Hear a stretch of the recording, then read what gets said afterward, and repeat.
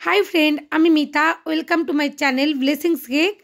आज eggless plum केकेर recipe निये चले एसेछि। এই এগলেস প্লাম কেকের রেসিপিটা আপনারা সম্পূর্ণ দেখলে বাড়িতে একটা পারফেক্ট প্লাম কেক বানাতে পারবেন ক্রিসমাসে, আর সবাইকে খুশি করে দিতে পারবেন।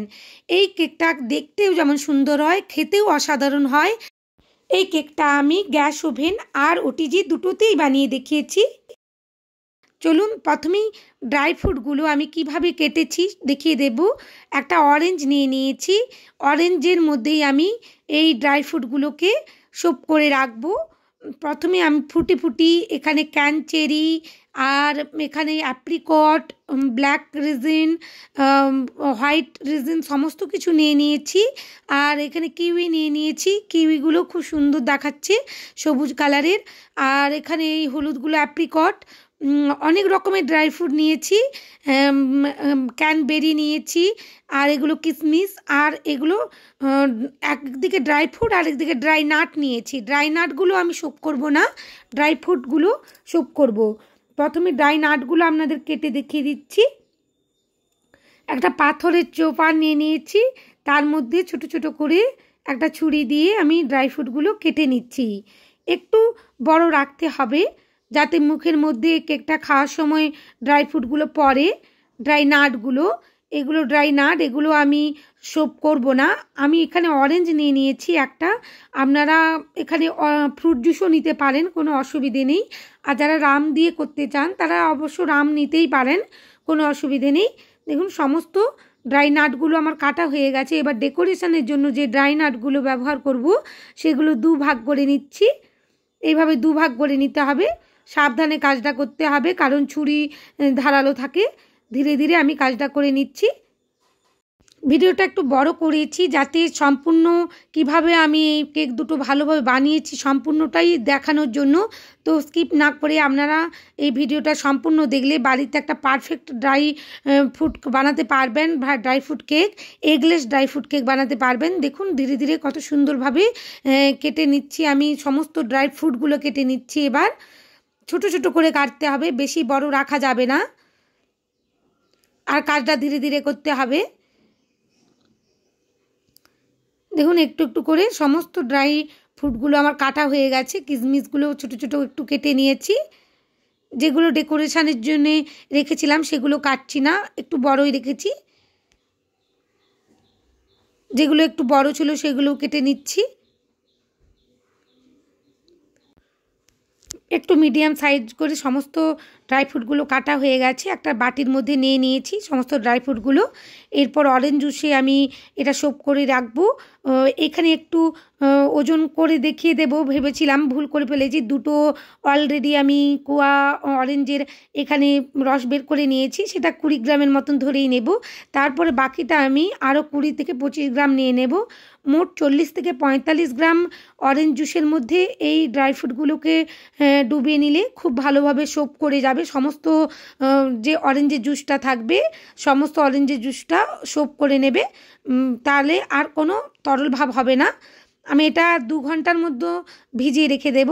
2 ঘন্টার মতো ভিজিয়ে চাপা দিয়ে রেখে দেব আমি, আপনারাও এভাবে ভিজিয়ে রেখে দেবেন। কিন্তু আমি ড্রাই নাটগুলোকে কখনোই আমি ডোবাবো না, ড্রাই নাটগুলো এরকম শুকনোই থাকবে। প্রথমে বেকিং টিনগুলো রেডি করে নেবেন। আমি 5 ইঞ্চির বেকিং টিন রেডি করেছি কারণ একটা পারফেক্ট ক্রিসমাস কেক বানাতে চেয়েছিলাম। হাইটের যে কেকগুলো হাইফাই দোকানে বিক্রি হয়, হাইটের যে ক্রিসমাস কেক সেইভাবেই বানাতে চেয়েছিলাম। আর এখানে সমস্ত উপকরণগুলো আমি দেখিয়ে দিচ্ছি। দেখুন 2 ঘন্টা পর কত সুন্দরভাবে সোপ করে গেছে, সমস্ত অরেঞ্জ জুসটা সোপ করে নিয়েছে ড্রাই ফ্রুটগুলো। আমি 20 গ্রামের মতন চিনি নিয়ে নিয়েছি। আপনাদেরকে ক্যারামেল সস বানিয়ে দেখাবো। প্রথমে হাই স্পিডে রাখবো গ্যাস ওভেনটাকে, ভালোভাবে কড়াটা একটু গরম করে নিয়েছি, নিয়ে চিনিটা দিয়ে দিয়েছি। দেওয়ার পর একটু মিডিয়াম আঁচে রাখবো, বেশি হাই ফ্লেমে রাখবো না, তাহলে চিনিটা হঠাৎ করে পুড়ে যাবে। অল্প অল্প করে মেল্ট হতে হতে এটা একটা লাল আকারে পরিণত হবে আর খুব সুন্দরভাবে একটা ক্যারামেল সস হয়ে যাবে। বেশি হাই স্পিডে করলে ক্যারামেল সসটা তেতো হয়ে যাওয়ার সম্ভাবনা থাকে, তাই লো ফ্লেমেই আস্তে আস্তে করে করতে হবে। এটা ভীষণ ধৈর্যের কাজ, ধীরে ধীরেই করতে হবে। একেবারে পারফেক্টভাবে কীভাবে আপনারা বাড়িতে ক্রিসমাস কেক বানাবেন সেটাই দেখিয়ে দিচ্ছি। এইভাবে যদি কেক বানান কেউ এগলেস বলে মনেই করবে না, খুব আনন্দ করে খাবে সবাই। দেখুন কথা বলতে বলতে আমার ক্যারামেল সসটাও রেডি হয়ে গেল, লাল হয়ে যাচ্ছে, চিনিটা ক্যারামেল হয়ে গেল।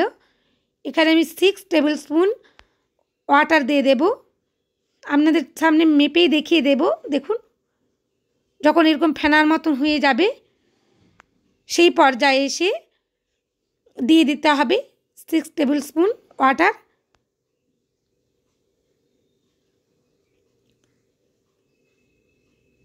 এই পর্যায়ে এসে গ্যাসের ওভেনটা বন্ধ করে দিতে হবে।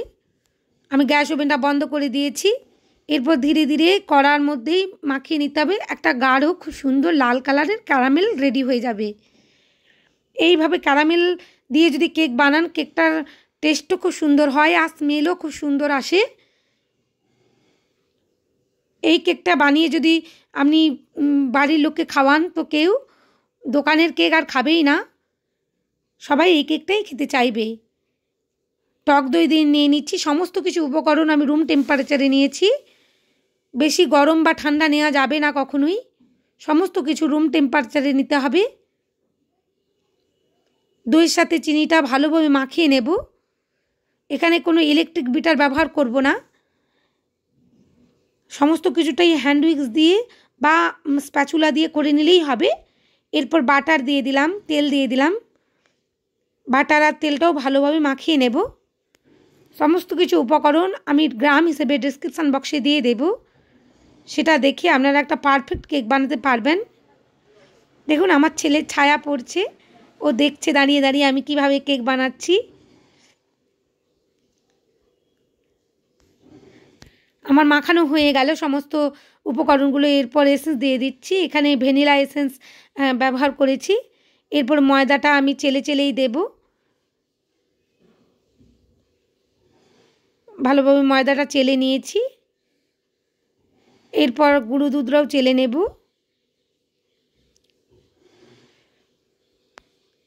ভালোভাবে চেলে নিলে সমস্ত উপকরণগুলো, শুকনো উপকরণগুলো ভালোভাবে মিশে যায়।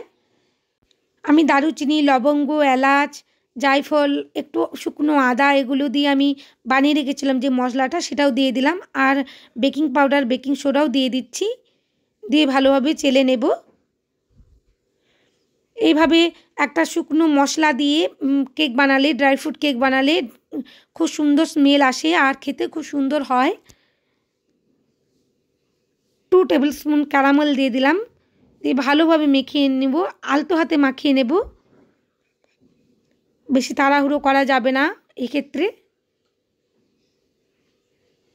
ধীরে ধীরে একটা স্মুথলি ব্যাটার বানিয়ে নেব। এই ব্যাটারটা বেশি তরল হবে না, একটু থিকই থাকবে। এরপর ড্রাই ফ্রুটগুলো দিয়ে দেব, সমস্ত অরেঞ্জের জুসটাই সোপ করে নিয়েছি ড্রাই ফ্রুটগুলো। কেক খাওয়ার সময় যখন বাইটে এই ড্রাই ফ্রুটগুলো পড়বে অসাধারণ লাগবে খেতে। একটুখানি রেখে দিয়েছি উপরের ডেকোরেশানে দেব বলে। আর এই কেকটা আমি গ্যাস ওভেনে আর ওটিজি দুটোতেই আমি বানিয়েছি, আপনাদেরকে বানিয়ে দেখিয়েছি। যাদের কাছে ওটিজি নেই তারা অনায়াসেই গ্যাস ওভেনে এই কেকটা বানাতে পারবেন। তবে গ্যাস ওভেনের ক্ষেত্রে বলে রাখি, উপরে যখন ডেকোরেশানগুলো করবেন ওগুলো একটু অল্প করেই বাদাম দেবেন, কারণ নিচের দিকে শিন করে যাওয়ার সম্ভাবনা থাকে। বাকি যে ড্রাই ফ্রুটটা রেখেছিলাম তার মধ্যে থেকে একটুখানি দিয়ে দিলাম, দিয়ে ভালোভাবে ব্যাটারের সাথে মিশিয়ে নিয়েছি। হ্যান্ড উইক্স থেকে সমস্ত ব্যাটারটা নিয়ে নিচ্ছি, একটু অবশিষ্ট রাখা যাবে না। ভালোভাবে বাটির চারদিক থেকে ব্যাটারগুলো মাঝে নিয়ে এসে দেখে নিতে হবে কত সুন্দরভাবে মাখানো হয়ে গেছে। এরপর কেক টিনের মধ্যে ঢেলে দেব, আগে থেকে রেডি করে রেখেছিলাম কেক টিনটা, 5 ইঞ্চির মোল্ড আর 4 ইঞ্চির মোল্ড। একটা হাইটের খুব সুন্দর ক্রিসমাস ট্রি বানানোর জন্য একটু ছোট মোল্ড নিলেই ভালো লাগবে দেখতে। দেখুন ধীরে ধীরে চারিদিকে স্প্যাচুলা দিয়ে ছড়িয়ে দিচ্ছি। ছোট যে মোল্ডের মোল্ডের মধ্যে আমি বানিয়েছিলাম, সেটা আমি গ্যাস ওভেনের মধ্যেই বানিয়েছি। আর বড় যে 5 ইঞ্চির মোল্ডটা ওটা আমি ওটিজির মধ্যে বানিয়েছি। ওটিজিতে কম সময় লাগে, 45 মিনিটের মধ্যেই হয়ে যায়, বা বড় আরেকটু জিনিস মোল্ড থাকলে 50 মিনিটের মধ্যে হয়ে যায়।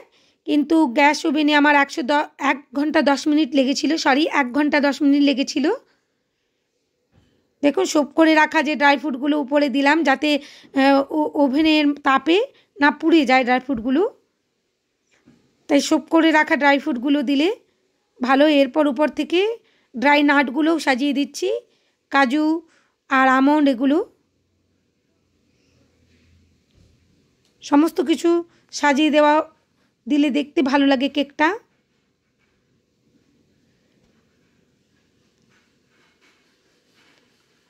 আর এখানে বেশি গ্যাস ওভেনে যেই মোলটা আমি বসাবো সেখানে বেশি করেই আমার বাদামটা দিয়ে দিয়েছিলাম।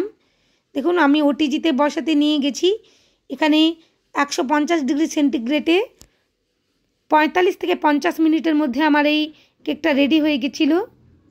গ্যাস ওভেনেও কীভাবে বসিয়েছি সেটা দেখিয়ে দেবো। হাই ফ্লেমে আমি আগে এই যেটায় আমি গ্যাস ওভেনের মধ্যে কেক বেক করি সেই পাত্রটা গরম করে নিয়েছিলাম, সেই পটটা। তারপর তার মধ্যে একটা স্ট্যান্ড রেখে দিয়ে দিয়েছি আর চাপা দিয়ে দিয়েছি। ভালোভাবে চাপা দিতে হবে যেন এতটুকু না বাতাস প্রবেশ করে। ওটিজির কেকটা আমার রেডি হয়ে গেছে, বের করে ঠান্ডা করে নেব। গ্যাসের মধ্যে যে আমি কেকটা বসিয়েছিলাম সেটা আমি 50 মিনিট পর দেখেছিলাম হচ্ছিল না, তাই আমি আরও 10 মিনিট রেখে দিয়েছিলাম। আরও 10 মিনিট পর দেখলাম যে এটা পারফেক্টভাবে বেক হয়ে গেছে।